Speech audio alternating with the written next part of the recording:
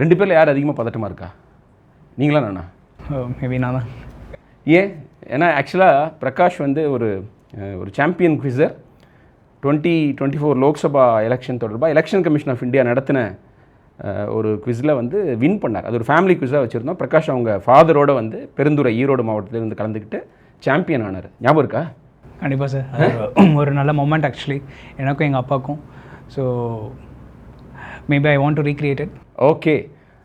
வந்து அப்பாவோட சேர்ந்து ஜெயிக்கிறதுங்கிறது ஒரு பெரிய ரேர் இது இல்லை, யாருக்குமே கிடைக்காது இல்லை? கண்டிப்பாக. அது வந்து என்னையும் தாண்டி எங்கள் அப்பாவுக்கு வந்து ஒரு என்ன சொல்கிறது ஒரு ஒரு ஃபேஸை கொடுத்த மாதிரி இருந்துச்சு. He was so happy. You mat him proud. Yeah. Okay. And Prakash, உங்களை பற்றி சொல்லுங்கள். உங்களோட சொந்த ஊர் இது, என்ன படிச்சிருக்கீங்க, இப்போ என்ன பண்ணிக்கிட்டு இருக்கீங்க, எல்லாம் சொல்ல முடியுமா? ஓகே, என் பேர் பிரகாஷ் கருப்புசாமி. நான் வந்து ஈரோடு மாவட்டம் பெருந்துறையிலேருந்து வரேன். என்னோடய கல்லூரி படிப்பை வந்து நான் சென்னை லயோலா கல்லூரியில் முடித்தேன். அது பிறகு வந்து யூபிஎஸ்சியோட சிவில் சர்வீஸ் எக்ஸாமுக்கு ப்ரிப்பேர் பண்ணிட்டுருக்கேன்.